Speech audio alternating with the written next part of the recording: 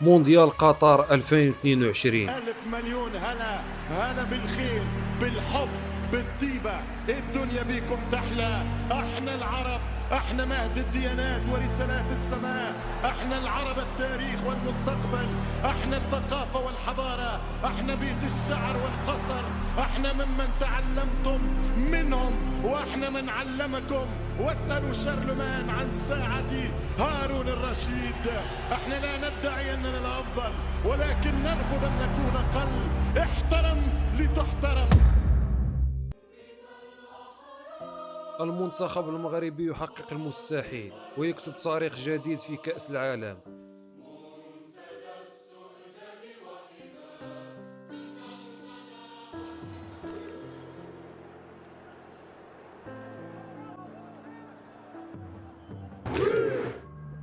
الدار البيضاء 29 مارس 2022. المنتخب المغربي يستقبل الكونغو الديمقراطية في إياب المباراة الفاصلة لتصفيات المونديال. الماتش ديال الذهاب اللي تلعب بكينشاسا سال 1-1. دابا خاصنا نربحوا بأي نتيجة ونتأهلوا لكأس العالم قطر 2022. الوطني المغربي لكأس العالم. من الفخر والاعتزاز كتب أسود الأطلس مساء أمس صفحة جديدة في السجل الذهبي لكرة القدم المغربية. وداك الشيء اللي كان الجماهير المغربية كل شيء فرحان وكل شيء خرج للشارع، ولكن واخا مع هاد الفرحة والتأهل كل شيء كان مقلق على مدرب المنتخب وحيد خليل وزيتش، وذلك لعدة أسباب، منها الاختيارات الفنية والتكتيكية ديالو، وسبه للجماهير من بعد ما احتجوا عليه على الاختيارات البشرية، وعدم استدعائه لحكيم زياش ونصير المزراوي، وكذلك خسارته في المقابلة الودية ضد المنتخب الأمريكي. هذا الشيء كامل كان كافي للجامعة المغربية باش تنتفاصل على خليل وزيتش وتعين في بلاصتو المدرب المغربي الشاب والطموح والد الركراكي راس لافوكا. ومن هنا بدات القصة. بطبيعة الحال أن أقدم لكم المدرب اللي غادي يشرف على الفريق الوطني المغربي لكرة القدم. يتعلق الأمر بطبيعة الحال بالإطار الوطني السيد وليد الركراكي. 13 نوفمبر 2022 وصول طائرة المنتخب المغربي إلى الدوحة للمشاركة في المونديال. وكما العادة الجماهير المغربية ديما حاضرة ومساندة المنتخب الوطني، حيث توافدت بكسرى إلى قطر لمساندة وتشجيع المنتخب. قطر إن شاء الله مربوحة. ان شاء الله يكون غير خير. جيبوها يا الولاد، جيبوها يا الولاد، جيبوها يا أي مغربي دابا من اليوم يبقى مورانا يشجع الفرقة ويحتي هو لو ماكسيموم معنا باش يشجعنا باش ان شاء الله نديروا شي حاجة اللي كبيرة. المقابلة الأولى في دور المجموعات المغرب كرواتيا. أول ماتش في دور المجموعات واللي كان ضد وصيف البطل للنسخة الماضية ما كانش سهل، وهذا الشيء اللي أكدوا والد الركراكي قبل الماتش، واعتبر هذه المباراة أصعب ماتش في دور المجموعات. عارفين بحال اللي قلت لكم حنا في الجروب ديال الموت، كاين لو فيس شامبيون دو موند، كاين لو تروازيام لا دانيير كوب دو موند. ما نساوش هادشي بحال ان الكلمه ديالنا. المجموعة اللي كانت كتضم وصيف البطل كرواتيا والمصنف الأول عالميا منتخب بلجيكا آنذاك، إلى جانب المنتخب الصاعد كندا.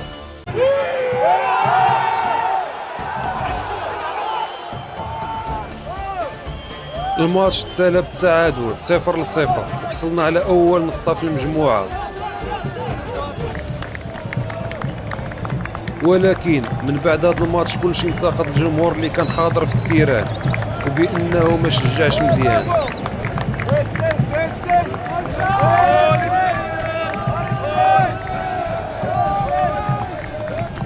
هادشي اللي خلانا نبقاو نجمعوا كل نهار ونديروا اليد في اليد باش نكونوا حنا هما اللاعب رقم 12 في المنتخب الوطني.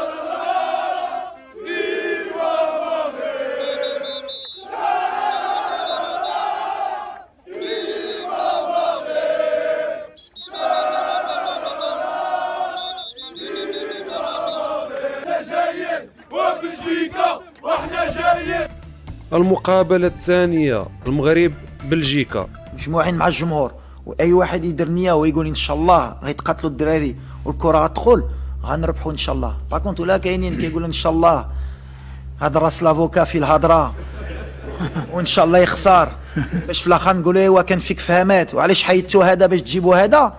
الكره غتضرب بوطو وغتخرج. مقابلة ماشي سهلة، كل شيء مرشح المنتخب البلجيكي يربح. إلا خسرنا غنكونوا بنسبة كبيرة مقصيين في المجموعة.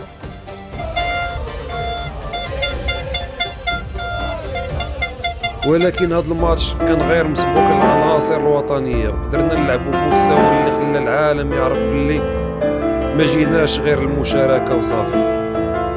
دقيقة 73 الهدف الأول للمنتخب المغربي والمسجل عبد الحميد الصابري.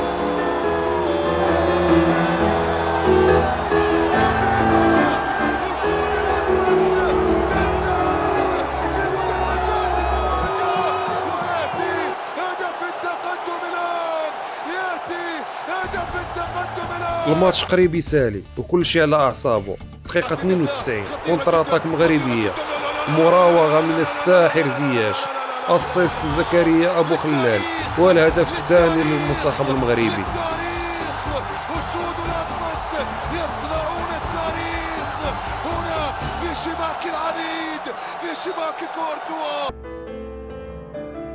هذا الأداء وهذه النتيجة عطاو دفعة قوية للمنتخب باش يمشيو بعيد في هذا المونديال.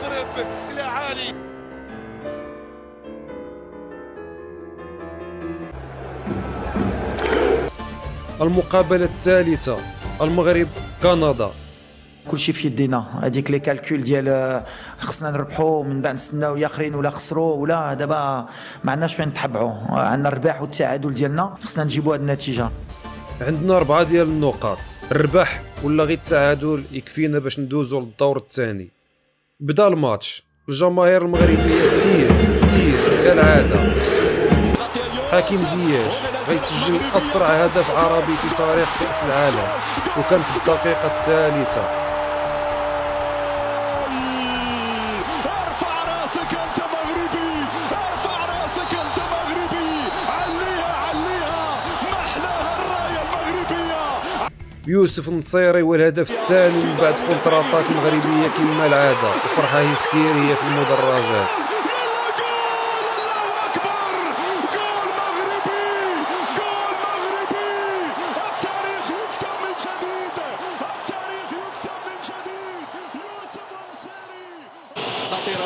كندا ماركات هدف تقليص الفارق، النتيجة 2-1. صعبة ديال الكرة في نهاية المطاف الشباك، في نهاية المطاف الشباك. هدفان مقابل هدف واحد. أعتقد بالنيران الصديقة، أعتقد بالنيران الصديقة ياسين يا بونونيف أكرد. معلش لازلنا متفوقين. كل شيء كيتسنى صافرة الحكم. الماتش سادة والمنتخب المغربي في دور الثمن للمرة الثانية في تاريخه من بعد مونديال مكسيكو 86.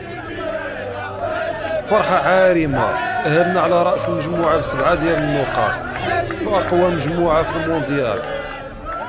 مع هذا الأداء وهذا الروح القتالية ديال اللعابة، الحلم كبر وحتى فرقة ما بقات تخلعنا. تقدر ترى اي حاجه، وديما كنقولوها حتى لاولادنا، خصك تحلم باش توصل. ولا قلتي واحد الولد بناي ما يقدرش يكون شي حاجه في حياته، عمره ما يقدر يديرها. وحنا دابا حنا لافريك عمرنا ما دينا كوب دي موند، علاش ما نحلموش بها وعلاش ما نقدروش نديروها؟ هذه سي ان ميساج دو بوزيتيف بور لافنير، وهادشي اللي كنقول للدراري. حتى حنا ولا دخلنا غنقولوا عمره ما نقدروا نديو كوب دي موند، غنخسروا غدا. لا بالعكس، علاش ما نديوهاش؟ علاش؟ مقابلة دور الثمن المغرب إسبانيا.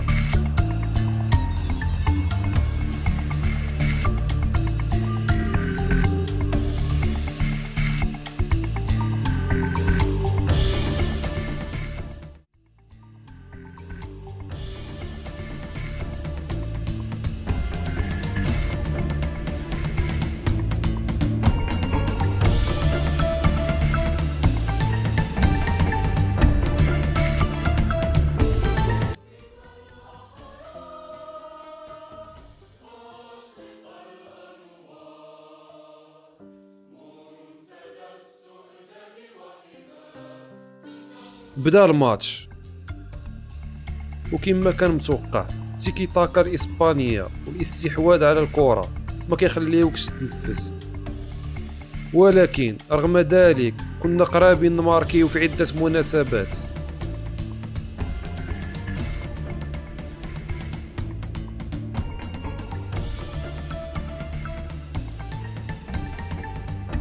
الماتش غادي البيلانتيات وضغط رهيب على المنتخب في آخر الدقائق والخلعة والترقب في المدرجات. 120 دقيقة كلها ضغط رهيب عاشوه اللعابة في التيران وعشنا حتى حنا في المدرجات. أخيرا صافرة الحكم وصلنا للبيلانتيات والضغط اللي كان علينا تقلب للمنتخب الإسباني حيث هما اللي كانوا مرشحين يربحوا الماتش. ياسين بونو كان راجل المقابلة بامتياز وقدر يخرج جميع ضربات الجزاء ديال المنتخب الإسباني.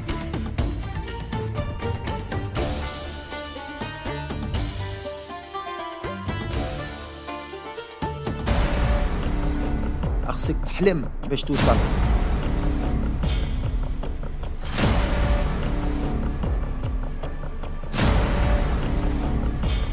اللهم امين يا اشرف، شرفنا شرف العرب يا اشرف، يلا فرحنا يا اشرف، يا رب يا رب يا رب. الله الله يا مرموح مرموح الله مرموح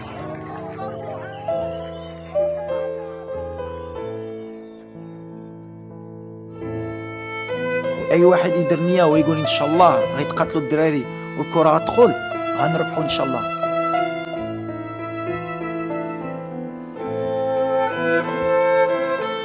ديروا النية واللمة العائلية ديال راس لافوكا لعبوا مزيان على الموتيفاسيون ديال اللعابة.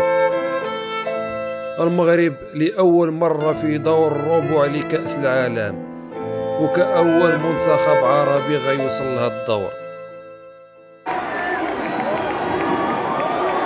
فرحة عارمة هنا في قطر وفي جميع أنحاء العالم. الملك محمد السادس حتى هو لبس التوني وخرج يحتفل مع الشعب ديالو.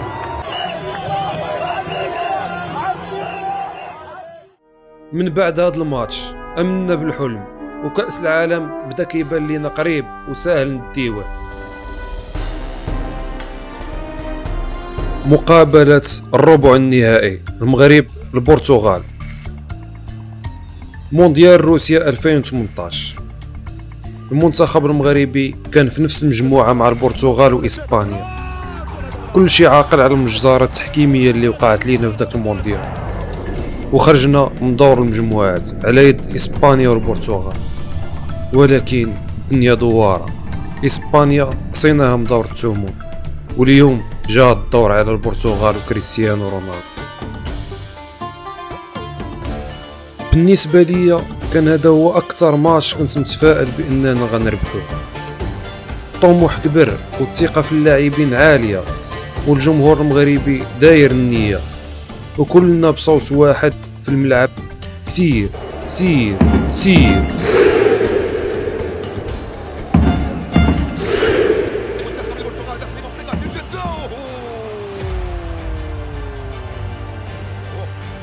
ياسين في التوقيت المناسب، راسية. اوه يا نصيري، اوه يا نصيري، تقدم زياش سدده بالقدم اليسرى من حكيم، وصلت الى الجهة اليسرى، عرضية داخل منطقة الجزاء.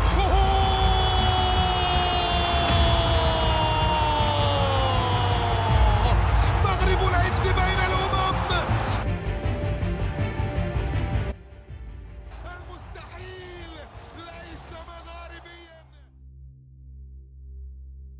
رغم الإكراهات والغيابات الاضطرارية لبعض اللاعبين المنتخب حقق الحلم كتب التاريخ كأول منتخب عربي وإفريقي غيدوز لدور النصف النهائي.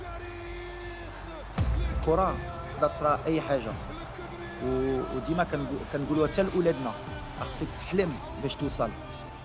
وحنا دابا حنا لافريك عمرنا ما دينا كوب دي موند، علاش ما نحلموش بها وعلاش ما نقدروش نديروها؟ هادي سي ان ميساج دو بوزيتيف بور لافنير، وهادشي اللي كنقول للدراري. هادشي كان بحال شي فيلم ولا حلم زوين وما باغيينش نفيقوا منه.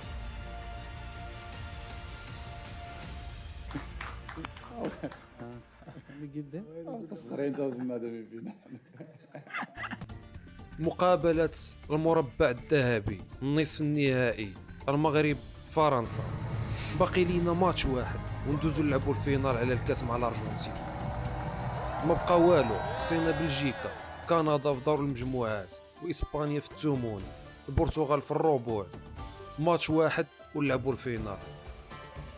ولكن هنا التيكيت وصل حتى $900 $1000. التيكيت لقيناها للدوا باش ناخذوها، والو السوق السوداء محتكر يعني التيكيت. وامس قالوا لنا انهم فرقوا 1200 تذكره بالنسبه للناس اللي جاوا من المطار، فين 14000 تذكره الله اعلم.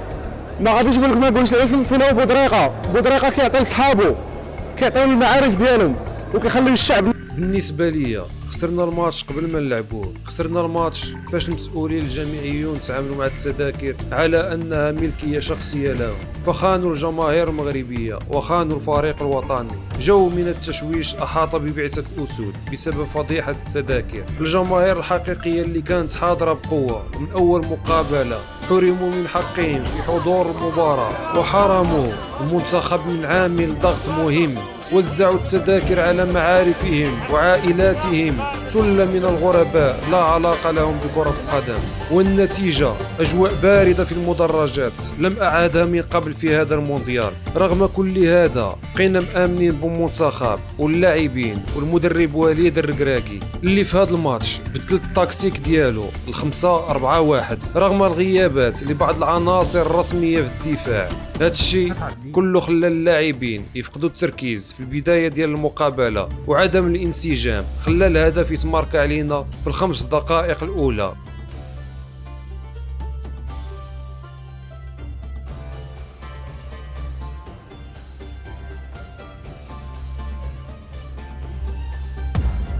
ولكن مازال الأمل، كنا قرابين نماركيو التعادل. يا رب يا رب.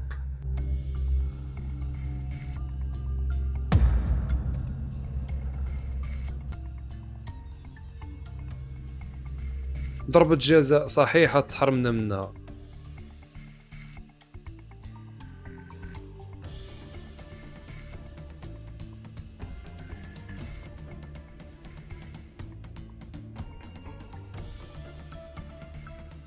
قبل دقائق من نهاية اللقاء الهدف الثاني للمنتخب الفرنسي.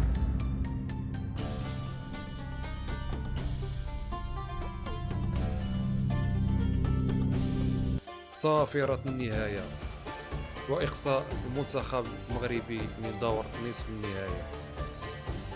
صمت رهيب في الملعب، كنا نستاهلو ندوزو للفينال ولكن الكرة مبغاش تدخل. خسرنا في الملعب بشرف، ولكن الخسارة الحقيقية كما قلت لكم كانت قبل المقابلة وخارج الملعب.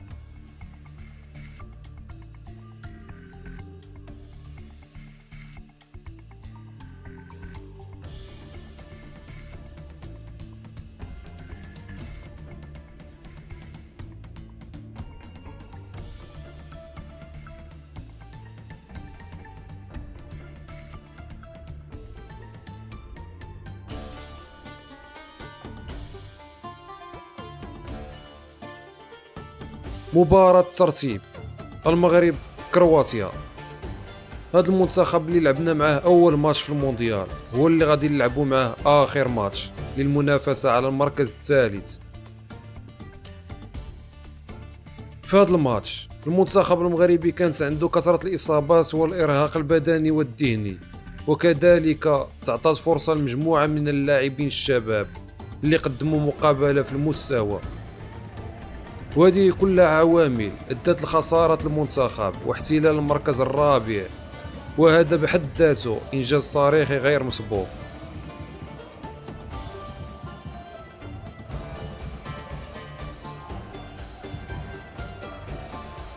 هنا تسالت رحلة المنتخب المغربي في مونديال قطر، ولكن ماشي هذه هي النهاية، هذه غير بداية لبزاف ديال الحوايج كبار جايين إن شاء الله.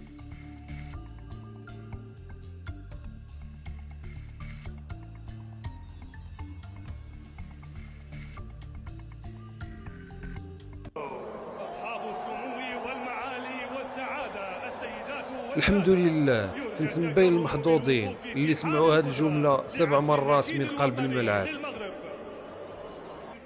هنيئا لنا بهذا المنتخب الرائع. شكرا أسود الأطلس، شكرا فخر العرب، شكرا فخر إفريقيا.